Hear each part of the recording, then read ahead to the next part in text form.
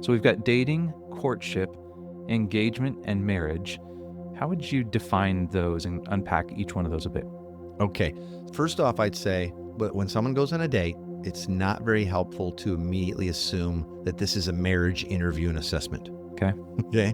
But people do. Sure. And in my experience, being a Christian and pastoring for years, I see Christians are the worst when it comes to like every date is like an engagement interview or a marriage interview. Sure.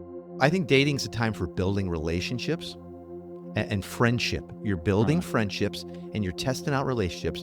And I think it's a time to learn about yourself in relation to those of the opposite sex.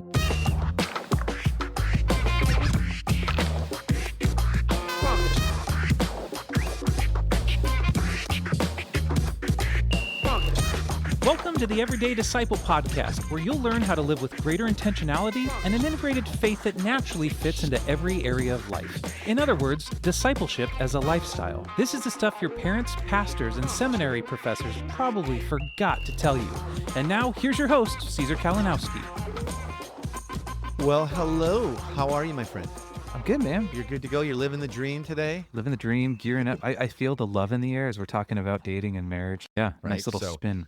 But yeah, I mean, here we are, and podcast listenership's going up. I'm excited and thankful for that. Just want to thank our listeners. You must be sharing it, showing up regularly, all that stuff, right? Yeah. In fact, if you've not just like shared it, like when we send out the post or you see it in Facebook feed or whatever, would you just share that out for us? Cost you nothing. Yeah. Nice. We'd love that because it just helps get the word out. And yeah, and we Absolutely. love hearing from you guys too. Hey, speaking of love, we've been shown some love by some new reviews that we wanted to call out here. Up in iTunes. Yeah, the iTunes review. People are listening and leaving reviews. Andrew-VCT is his name, and he says, "This is a helpful podcast for putting the gospel first over our current traditions and preferences.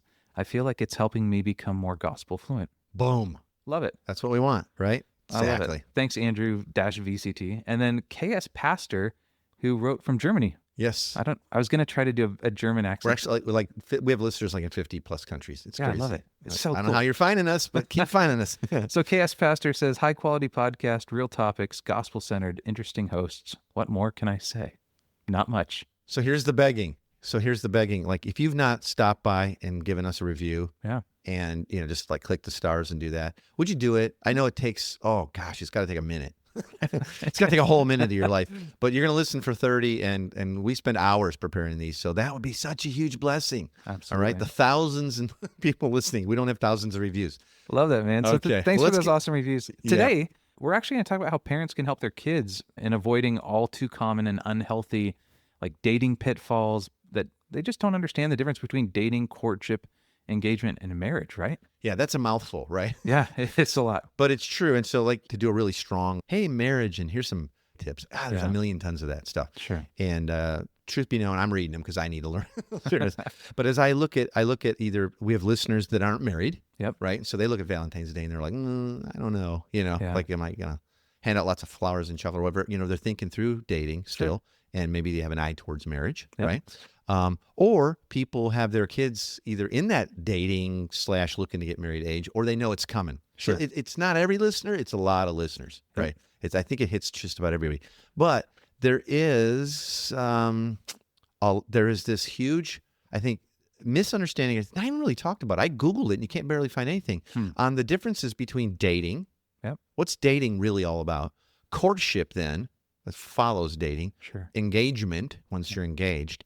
What's that all about and what's the goals of that? And then, okay, that leads to then hopefully marriage, right? Yeah. For those God's ordained that for. So anyway, that's what we're going to talk about today. And I got a lot to cover and I don't want to go over. So Yeah. Yeah. Well, let's get started because I think a lot of our listeners might not know much about you and Tina, your family, your marriage, your kids. So why don't you start by telling us a little bit of your story as we sort of set this table for why this topic is so important to you. Okay, so first off, I'll say that our parents told us nothing about this ever. Okay. Like they never talked about dating or courtship. None, zero. Sure. How to have a good marriage. We both came from broken marriages growing up.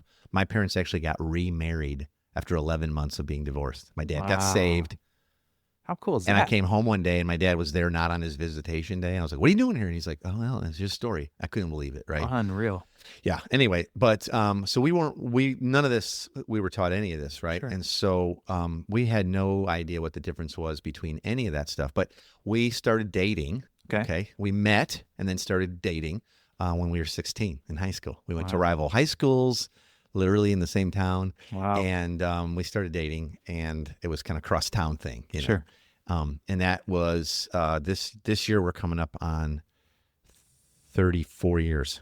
Wow. Is that right? 35? Jeez, man. Yeah, I should know. Over 3 decades. Now, we were 8 years old when we met, and we got married at 11. So that's why I look so young. That's right. And we had kids right away.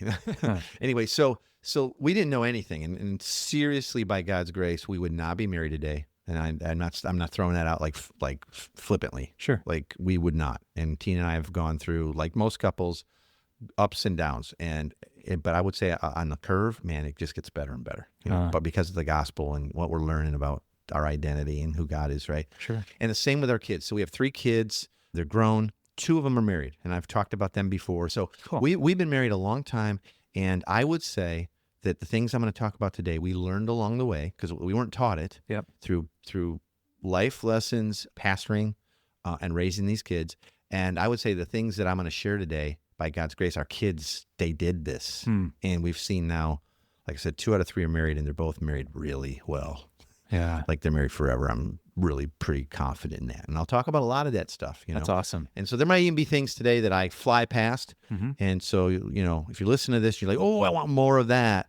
Just write us and get on the Facebook group with us, and we'll go deeper. And if it's necessary, we'll do another episode and dig down into the channels of all this. Okay. So let's walk through what these 4 critical seasons of relationship are and what the goals are for each season, or maybe even the phase. So we've got dating, courtship, engagement, and marriage. How would you define those and unpack each one of those a bit? Okay. First off, I'd say, but when someone goes on a date, it's not very helpful to immediately assume that this is a marriage interview and assessment. Okay. Okay.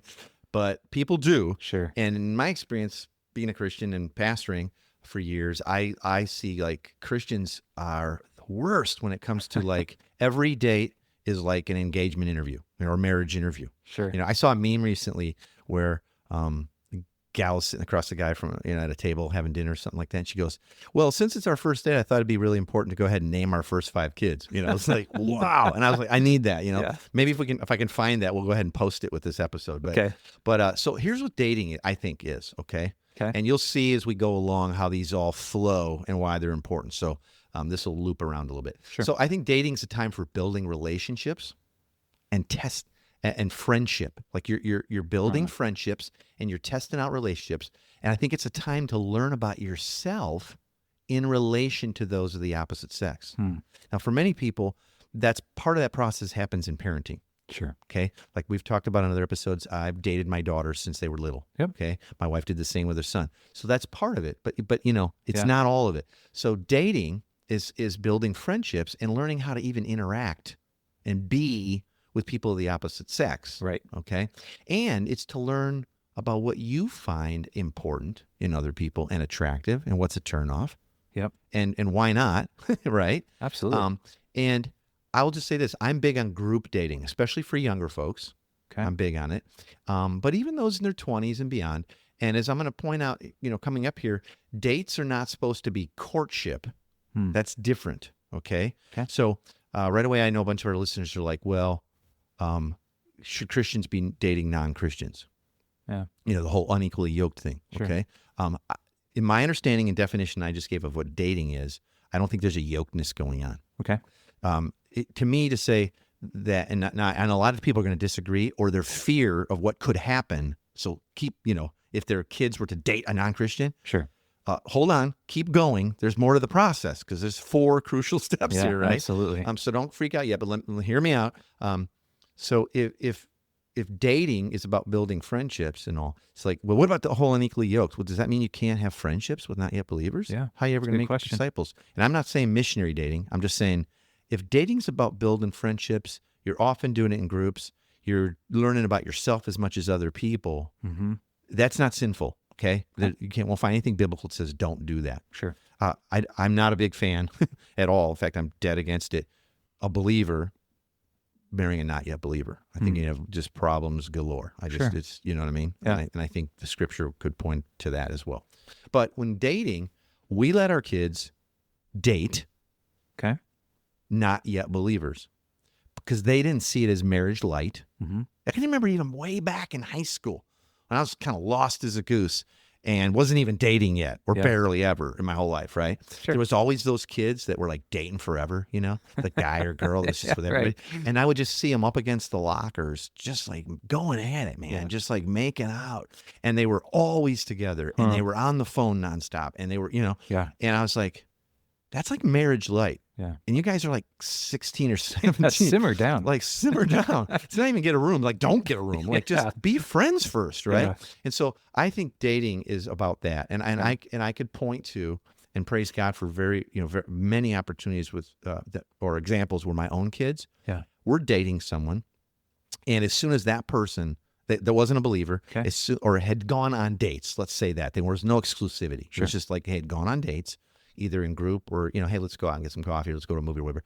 And as soon as that person either made it very clear that they had no interest in faith, or they wanted more from the relationship emotionally or physically than they were going to go, because that's a marriage thing, i.e. sex or like making out like crazy or whatever. They were just like, hey, that's something I say for marriage. This is, I'm just trying to be friends with you. Yep. And that was that. Now, they also dated people of faith as well. Right. But we kind of had the same criteria. Make sense? That's great. Yeah, absolutely. So, there again, not all of our listeners are going to agree with me. Okay. Sure. Let's move to courtship. Okay. So imagine if you've learned over the time how to build friendships, and you kind of are learning about what's important to you, and you're learning about yourself and where you're weird and awkward, and that's what's going on. Now, what's courtship? I actually looked up the word courtship because it's not used that much anymore. Dictionary says it's a period during which a couple develop a romantic relationship, especially with a view towards marriage. Huh. I thought that's pretty accurate. Yeah, it's great. That's not dating, though. Nope. Yeah. That's not what a date is. A date is like a calendared time to hang out, be friends. Okay. Yeah, so it's important to separate those two. Right. Yeah. So then courtship is when two people that have probably been on several dates, or even they might have said, hey, let's date exclusively for a while, they begin to pursue deeper connections emotionally. Mm-hmm. And they're testing out to see if romantic love is blooming as well. Okay. So dating and courtship too often, though, get rolled into one immediate ball, so that first dates are really courtship rituals. Okay. Right. It's unfair. Yeah. And it's super unfair, I think. Yeah. And think about the pressure you're putting on somebody. First couple dates, that was funny when I got going again, great. And in the back of your mind, you have picked out the house and the kids and where you're going to, and I'm going to stay home and you're not going to work, and I'm going to work, and you're not going to work, I'm going to work, all that stuff. And you're like, whoa, don't put that on friendships. Yeah. That's not, that's like usury at any level. It's interesting, man, because when I was dating or courting Kathleen even, I remember we weren't allowed our whole time before we got married. It was always done. We didn't go on a single date anywhere. It was always with friends. We always had family around, and that was the goal of the whole courting relationship. Was like, hey, even if this doesn't pan out, you're still friends. Our families love each other. It's not weird. It's not awkward. So we were never allowed to just go out one-on-one and do anything together. We never went on a date before we were married. It was fascinating. And I think too that our listeners can understand that certain conversations on a date they're personal. Sure. Right? If you're moving to talking about like, hey, you want to get married? How many kids you want to have? Like, where would you want to live? What do you think about this? Let's talk about our theology, whatever. That's courtship. Yeah. Because now you're starting to test deeper waters. Yep, absolutely. And you're seeing if more of the categories of, that are going to be important later might be a fit. Yeah, exactly. If they're lining up. All right. So engagement is the next step. Okay. So now after maybe lots of dating, like getting to know yourself and make friends and know what it looks like to be friends. And now you've made friends with us. They're like, you're deep. And we always tell people, like in my premarital counseling, I was like, please be marrying your best friend. Yeah. If they're not there yet, then you don't need to be moving to courtship or engagement. Like become friends. Yep. Become friends. And then there's all that goes into being good friends, right? Now, let's say you've been doing that, and now through courtship, you've had those kind of conversations, and you're starting to feel there is reciprocal, like emotional attachment, Sure. starting to form maybe some romantic, ideas and all that. And you can see this person as maybe that case. And so now engagement is an event, okay? Okay. Like you get engaged, where a co-commitment to move toward marriage is entered into. Notice courtship's not any kind of a commitment yet, is it? Yeah. No, not at all. Okay. But this is where people are like, we dated and we're engaged, and then boom, huge blowups. And they're like, but we booked the hall, and I got the ring already. All millions of people, and all the diamond stores or whatever ring store, jewelry stores. I was like, don't say that. We want to sell those rings that end up in drawers or thrown in a river. Like, sure. And so engagement's this event where a co-commitment towards moving towards marriage is entered into, and then you enter a time of preparation for marriage. Okay. That's what engagement's all about. Okay. Sure. So often the only thing prepared for during the engagement period is like wedding planning. Yeah. Yeah, it's interesting. That's a question I almost just asked you. Is that as you're preparing to enter into marriage, it's not just the physical side of it, of booking the hall and getting the ring and ordering the flowers, but it's also entering engagement is, hey, we've courted and we think now that marriage could be in our future. Yeah. Okay. And so I've asked this person, would you marry me? Yet now we're going to prepare to be married. Sure. Including having a wedding. Yeah. Now, in the communities that I've helped lead, sure, at this point, we kind of say, hey, part of what's going on in engagement, and maybe even pre-engagement, but it's kind of rolled in there, is don't set dates yet. There's a lot of work to do that will help determine when you'll be prepared to enter into a marriage. Yeah. So don't go like, oh my gosh, we had 3 dates, and then it's like bang, and we're engaged, and the wedding date was set on the engagement date. Let's get married next May. It's like, whoa, how could you possibly know all that? Huh. That's being just driven by emotions and heart, and it's not wise. Now, can it work out sometimes? Sure. Absolutely. Yeah. There's people listening right now like, my parents went on 2 dates, they eloped, they've been married for 85 years. Yeah. Praise God for Yeah, it's beautiful. Right? But that's not, wow, that's not the goal. So like I said, too often, the only thing going on during the engagement period is planning for the wedding. So now, let me give you a little advice here. Things that can and would be important to prepare for, okay, would be things like, how about this? Your marriage expectations. Now, maybe some of these things I'm about to share might have come up during courtship. Sure. But I'll tell you what, having done a lot of pre-marriage counseling, almost none of what I'm about to share gets talked about before they sit down with me and the date's set. I'm like, oh, wait, whoa, Nelly. So how about marriage expectations? Who do you think will work? What do you think it's going to be like? Yeah, that's good. How often do you want to have sex? What's that going to be all about? Who's going to take the lead in that? Like, how often is enough? Not, important questions. And that'll change. But okay, how about personality issues? There's nobody, I don't care how in love you are, unless you're just too immature to be married, you're going to know a few things about a person. You go, that part of their personality kind of bugs me, might bug me.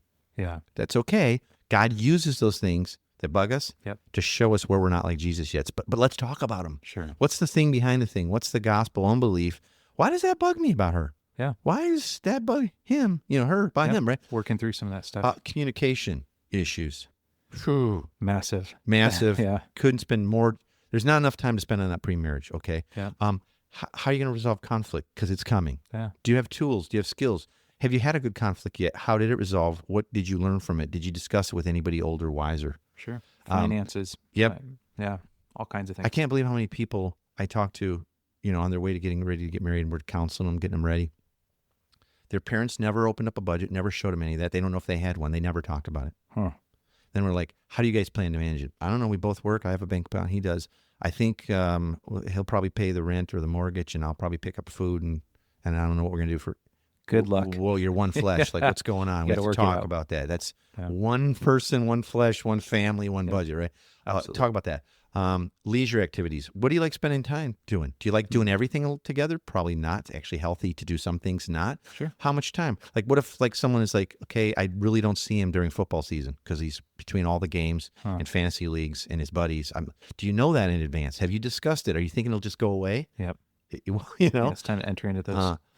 Child and parenting, family and friends. How much time do you plan to spend with your family? How important is family to you? Like, do you want your family involved in your parenting when that day comes, hopefully, right? Sure. What about your role relationships? Is it just like this 50-50 thing? Well, here's my experience. 50-50 don't work. It's 100-100. Yep. 50-50 says, well, you keep your half, I'll keep my half. Problem is I draw the line of half Yeah. way different. Yeah. So, No, this is an all in on both sides. And then I saved this one for last, but how about spiritual beliefs? Beyond just like, you believe in God? Yeah, I do. Are you Christian? Yeah, I sure do. It's like, whoa, unless you met at church. But even if you meet at church, don't assume Yep. maturity, the ability to be led, Yeah. and then also have that person lead you. All that stuff. Those are the types of things that engagement is for. And you get to plan out a cool party, and all that stuff, right? Yeah, I love that. Okay. Now, like I said, while these topics, they may have been discussed in part while courting, engagement's a time when these important issues, they get worked on. Yeah. And they get discussed in depth, and hopefully along with your parents and or other wise, counselors in your life. Okay. Yeah. Here's one too. This was really big in Team K. How do your siblings and other family members relate and communicate with this person, and vice versa? Like I'm You're bringing them into the family, man.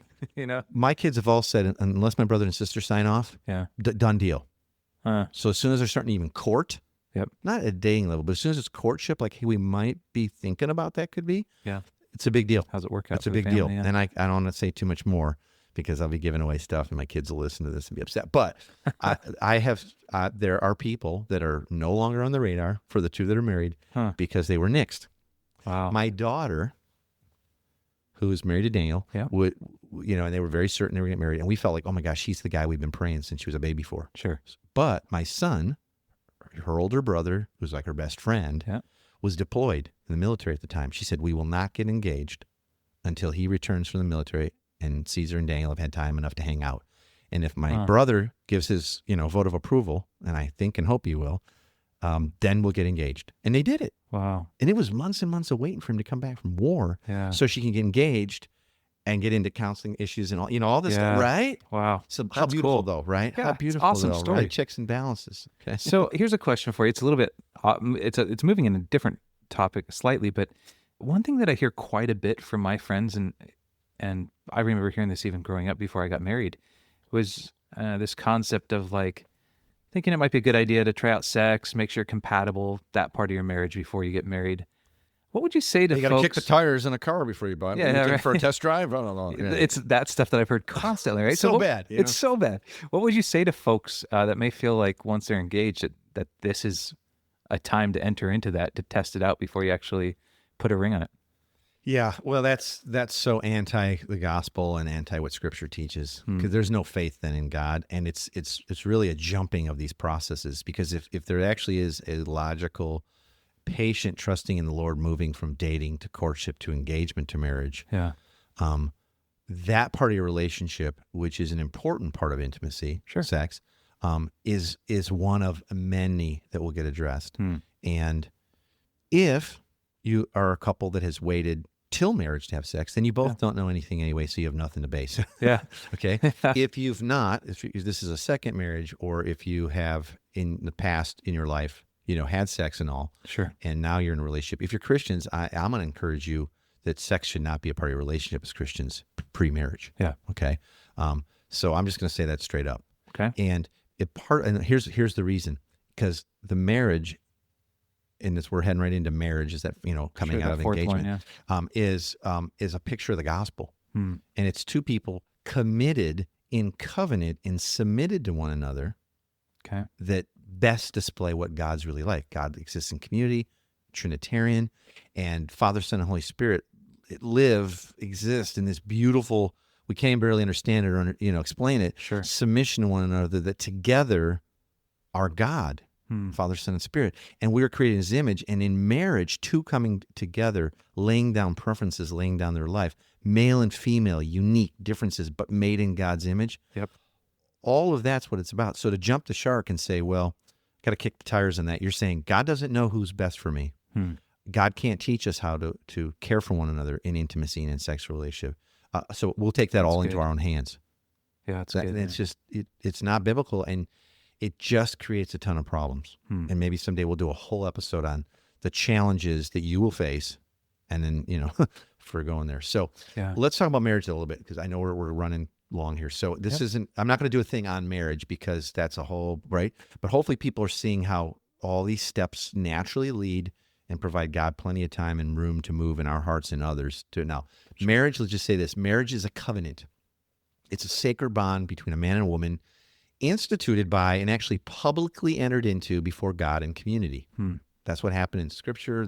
And God created it, by the way. He made it up. Sure. So marriage, I think, is the most intimate of all human relationships. And in fact, like it says in Genesis 2, around 23 or so, that the man and the woman actually become one flesh in this union. Wow, what a mystery, but just like God is one, right? Sure. And I think God, like I said, created marriage for humanity. And as first described in Genesis and then later on affirmed by Jesus, marriage is God ordained and it's covenantal between God, man, and that woman. Okay. Pretty important. Yeah. Pretty amazingly important. You would not enter into something like that lifelong Right. by going like, we had a few dates and like we agree on everything. And so we set a date like, whoa. Yeah. It doesn't work. Yeah. And so we're talking to parents today. So like, please help your kids know, like you know, God's got this. He already knows who you're going to marry, all that. Yep. So I've already said this before, but marriage is a picture of the gospel. Two image bearers, unique man and woman coming together, submitting to one another, laying their life down, coming with unique gifts and perspectives and talent. Oh, it's beautiful, right? Yeah. Now, a caveat here, while, many commentators and politicians and even judges may revise their understanding of marriage recently in response to shifting, trends and societal views and all that. Sure. I want to say that believers, followers of Jesus, should embrace his vision of marriage that, he lays out in Matthew 19. Yep. He goes, haven't you read, Jesus says, that at the beginning, the Creator made them male and female and said, for this reason, a man will leave his father and mother and be united to his wife, and the two will become one flesh. So they're no longer two, but one flesh. Therefore, what God has joined together, let no one separate. Yeah. So, maybe some listeners don't like this idea or whatever. Marriage is between a man and a woman. There might be civil unions. There might be people choosing to live together, care for each other, all that stuff. It's not marriage in God's eyes. And to call it that is just like me deciding I want to call my couch a bicycle. It's not. I mean, I could say it. I can get a law to pass it. It's not the same thing. Marriage is ordained by God between a man and a woman to display what he's like in glory and in union and to procreate, to create what? More image bearers. Be fruitful and multiply. So, all right, so let's jump to the big three. You can get this for free. And the big three is always the 3 takeaways we'd love for you to kind of remember from this episode. Yeah, if nothing else, get these and maybe get started with this. Yeah. So you can get those for free by going to everydaydisciple.com/big three. Caesar, what are the big 3 for this week? Okay, so that's the download information for these I'm about to hand you here. So first one, God's timing in your life is perfect. Okay. If you're listening to this for yourself or you're listening to this to help your kids, just help them remember that. His timing is perfect. And you may want to, you may wish it was different. Like I want to be married now, or I've been waiting a long time, whatever. But God is preparing you, your heart, or your kids for marriage someday, if that's his will. If he's ordained it, then you can't, shunt God's will. Sure. His will be accomplished. Now, if it is his will, you can't mess it up. But if it's not his will for you to be married to that person, particular person, you really don't want to be in that relationship. And I remember telling my kids that. It's like, honey, you can wait and take your time because if it's the person that God has for you forever, they'll be there. They're going to be there or they're going to come back around. Yeah. When God's done working on their heart or yours. Yep. But if they're not, you don't want it. Yep. You Absolutely. don't want it. All right. Okay. So there's no need to rush or skip steps. Try to, go from dating, boom, engaged, or, starting to dating, you look like you're married. Trust God. Trust he's a good father. Absolutely. Second, like I said already, but I want to underscore it, biblical marriage is a beautiful picture of the gospel and God and what he's like. And he's given us marriage as a gift, and it's a huge blessing. Okay. But his desire has always been to show what he is like in the world through marriage and magnify his image and glory, not ours. Sure. Asking God to give you his heart and mind on this as you prepare for marriage someday will help ensure that, false hopes and unrealistic expectations about marriage aren't brought into that relationship and just weighted down. Okay, trust him, ask him for his heart. Like, why does marriage exist? Why do we even have kids? Yeah. And then third, pray for your kid's future spouse. Help them to identify the type of person and qualities that they want in a husband or wife. And I think it's a good idea to write those things down Yep. and pray about them, asking God to prepare your heart, or prepare your kid's heart for a marriage that'll be beautiful and it'll last, and it'll be this lifelong picture of God's grace and love and acceptance to others. It's okay to know that. This Yeah. is super important. Absolutely, man. Hey, thank you for those big three. Okay. And as we say, you can always get those by going to everydaydisciple.com/big3. And one of the other things that you referenced early on in the show, and I want to just remind listeners, if you want to jump back to the last episode, that's kind of the 5 things you need to know in daddy-daughter dates. So we talked about the importance of dating your children. And so episode 117, if you haven't heard it, is a great one to reference back to. And it's super prep for all of this. Absolutely. When they're younger. Yeah. Yeah, Awesome. so jump back to that. Beautiful.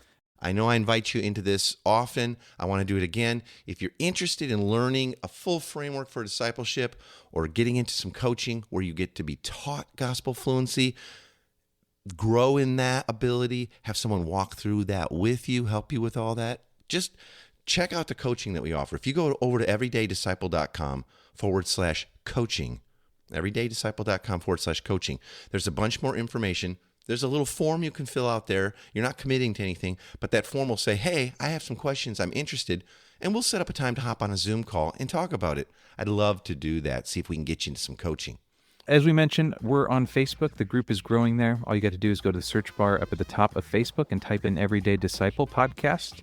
Ask to join the group, and Caesar or I will approve you to the group, and we have conversations there every week. That's a great time for you to ask questions, engage the dialogue. Even if you disagree with something that is being said on the show, that's where we get to enter into some of that deeper conversation. Thanks for joining us today. For more information on this show and to get loads of free discipleship resources, visit everydaydisciple.com. And remember, you really can live with the spiritual freedom and relational peace that Jesus promised every day.